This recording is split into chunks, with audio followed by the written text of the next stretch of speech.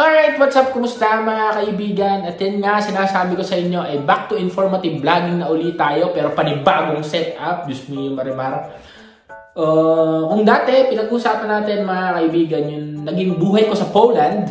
Way back 2021-2022. Pinag-usapan natin doon kung saan ako nagtatrabaho, magkano yung sweldo, cost of living, kung ano-ano.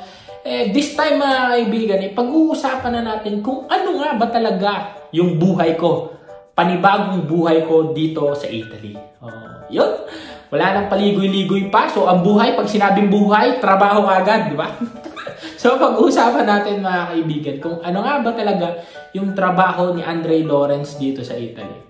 So, nagkaroon tayo ng dalawang classification ng trabaho dito, no? Una ay yung undocumented at pangalawa naman mga kaibigan ay yung documented. So, disclaimer lang mga kaibigan, pag sinabing undocumented, hindi ko naman sinasabing ako ay TNT na dito o illegal na ako ditong naninirahan. So, sabihin ko sa inyo ay legal ako magstay dito sa Italy dahil meron akong asawa. Dito ako kinasal mga kaibigan. At on process pa lang mga kaibigan yung tinatawag natin na permesso di soggiorno o permit to stay. So, kinaibahan lang nun sa documented. Ito na yung current job ko mga kaibigan. Meron na akong kontrata.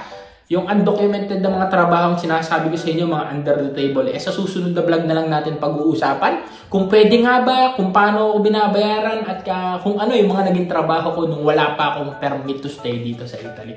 So, dito tayo mag-focus ngayon mga kaibigan sa current job ko, which is isa po akong receptionist. Yan. Isa po akong receptionist/manager sa isang 2-star hotel o yung hostel natin na tinatawag, no? So, paano nga ba ako nag-apply doon?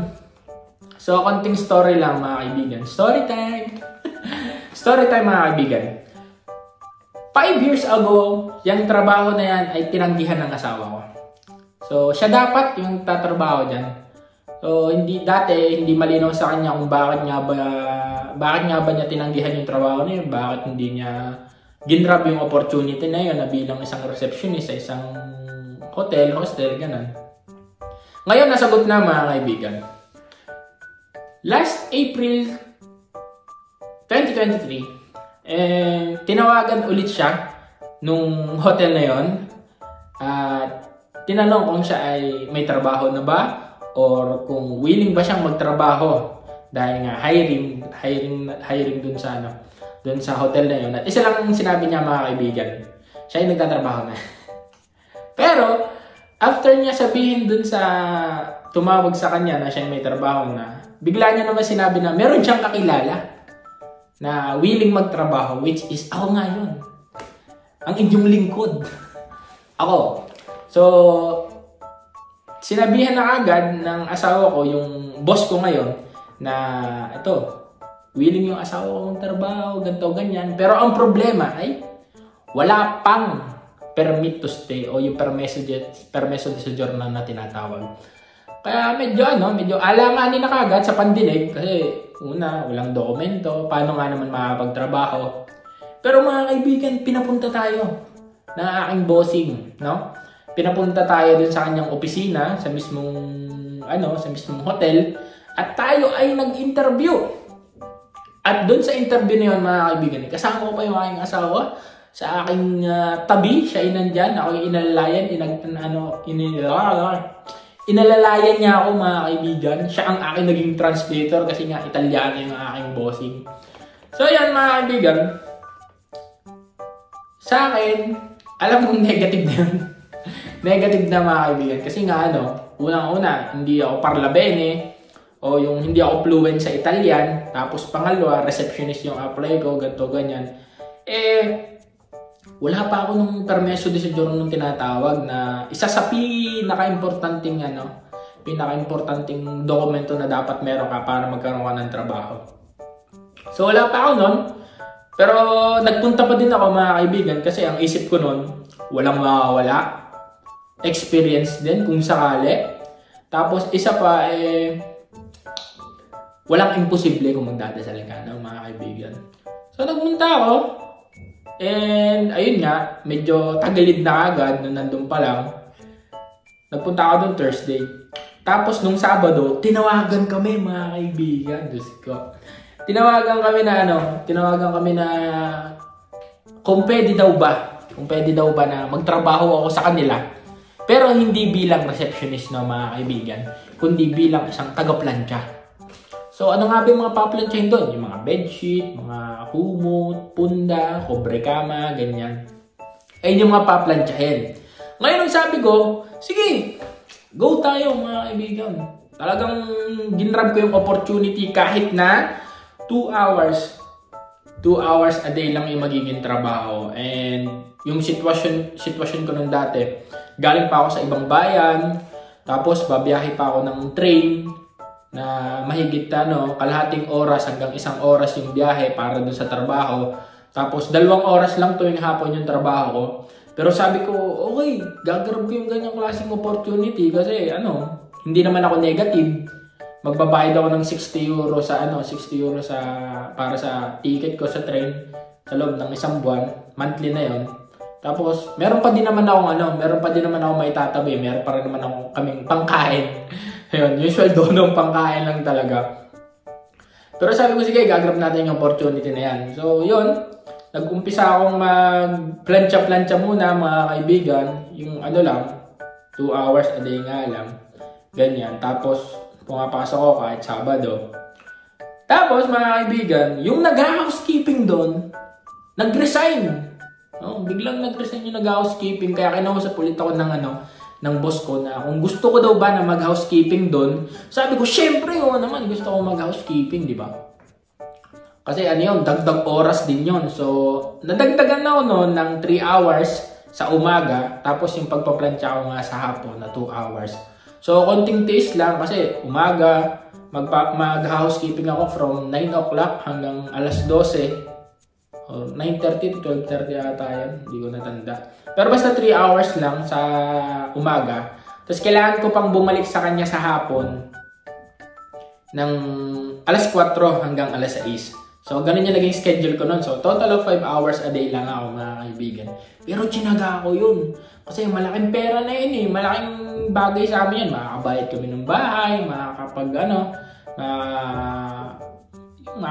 kami ng bills. Tapos, makakain kami, ganyan, di ba? Siyempre, yung asawa ko may trabaho naman. Pero, mahihahiya naman. Kailangan kong tumulong kasi kailangan ko magtrabaho. Normal na kailangan ko magtrabaho.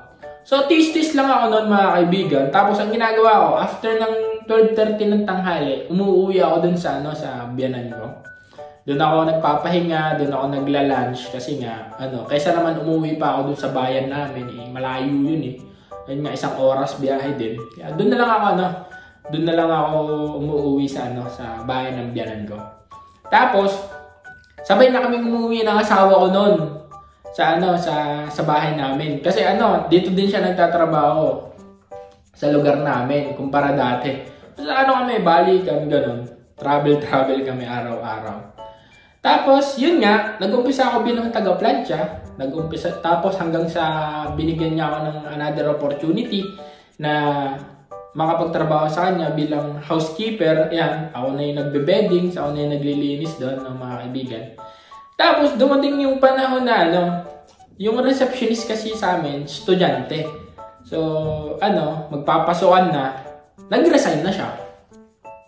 Tapos kinausap ulit ako ng boss ko. Na sinabi niya sa akin kung willing daw ba akong mag-receptionist, kung kaya ko daw ba. So, siyempre, ako naman, habang nagpa-plancha ako dati, habang nag-housekeeping ako, inaalam ko yung workflow, inaalam ko kung anong klaseng trabaho meron dito. Kasi, hindi ko inaalis sa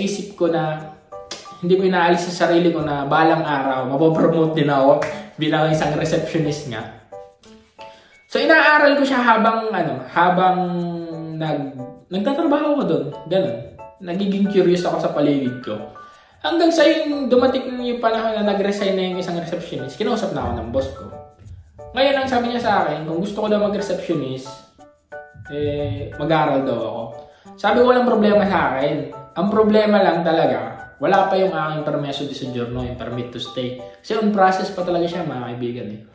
So, ang sabi niya naman sa akin, okay lang daw. For the meantime, kung mag-testingin ko daw 1 buwan. Tapos, pag may nag-control sa amin na police, ganyan, edi sabihin, nagtatry pa ako, ganito, ganyan. Tinatry pa lang. Tsaka on process pa naman yung yung permit to stay ko. Wala lang akong kontrata. Kasi under the table lahat ng bayad sa akin eh. Hanggang sinabi ko na sa kanya na talagang na matatagalan pa yung permesso di soggiorno ko. Kasi merong mga naging problema, mga kaibigan. At sa mga susunod na vlog, pag-uusapan natin yan. Bye! Tinulungan ako ng boss ko. Nagbigay siya ng letter. Katunayan na willing siyang bigyan ako ng trabaho, ng ganitong sweldo, ng ganitong klaseng kontrata para lang maging supporting document, mga kaibigan, sa pag-release at pag-process ng aking permit to stay. So, binigyan niya ako niyan, tinulungan ako ng boss ko. Tapos, ang kapalit lang nun, mga kaibigan, mag-stay ako sa kanya ng 1 taon. Sabi niya sa akin, o sige, bibigyan kita ng kasulatan, ganito, ganyan, tutulungan kita na ma-release yung dokumento mo, ganyan, basta mag-stay ka sa akin ng 1 taon. Ngayon, sabi ko naman sa kanya, 1 taon lang mabibigyan mo sa akin, kasi willing ako mag-stay sa'yo pang habang buhay. Sabi ko gano'n sa boss ko. Hanggang sa, mga kaibigan, ako na yung naging receptionist doon. Diba? Nakakatuwa na from taga-plancha, naglilinis, housekeeper, nagbe-beddings, hanggang sa'yo, naging na ako. Naging receptionist na ako, umaangat tayo ng konti, tapos umaangat na din yung sweldo nun. Yan. So, tuwan-tuwa ako, mga kaibigan, dahil napatunayan ko ulit sa sarili ko na kaya ko magpa-promote, no? Kasi dati sa McDo, crew trainer, tapos manager, tapos ganun din dito ngayon sa trabaho ngayon. Taga-plancha, sunod nag-housekeeping, tapos hanggang sa naging receptionist na ako. Tapos yung mga kaibigan, hindi pa pala doon natatapos ang lahat. Diyos mio Marimar. Nung nag-receptionist na ako, yan, syempre wala pa akong document doon.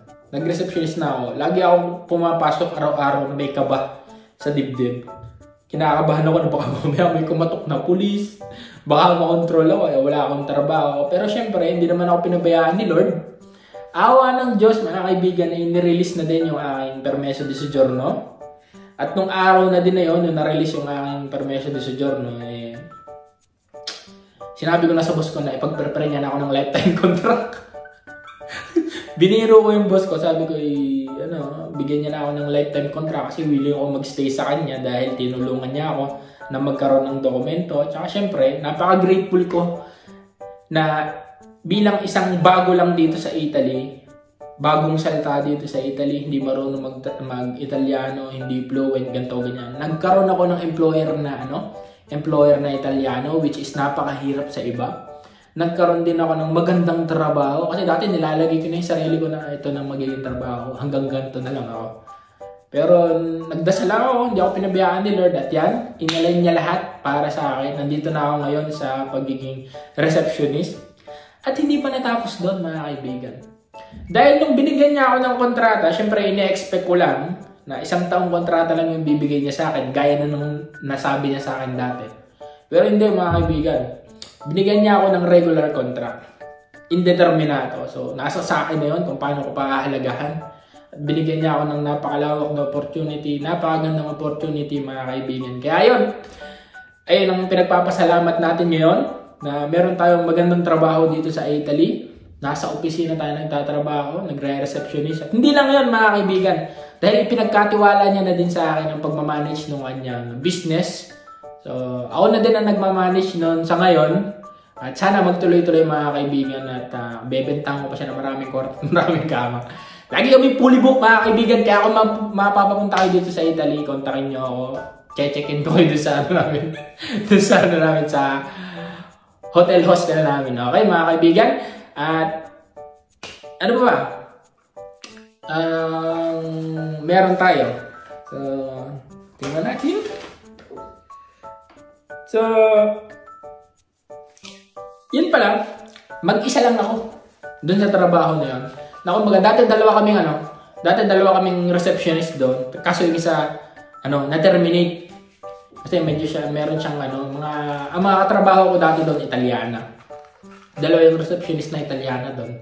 Tapos yung isa nga, estudyante, nag-resign. Tapos yung isa, na-terminate kasi medyo may ginawa kong kalokohan. So ngayon, ako na lang yung nag-iisang trabahador doon na yun, receptionist manager, Pinoy. Tapos yung bossing ko na Italiano. Tapos yung isa kong kasama. May bago na nag-housekeeping doon, mga kaibigan, Italiana din. Siya na din yung nagpa-plancha. So ako, focus na lang talaga ako, mga kaibigan, sa pagmamanage nung business namin. At yun, maraming salamat sa inyo, mga kaibigan, dahil hanggang dito sa Italy, sinusubaybayan nyo ako. Road to 6,000 subscriber na tayo, mga kaibigan.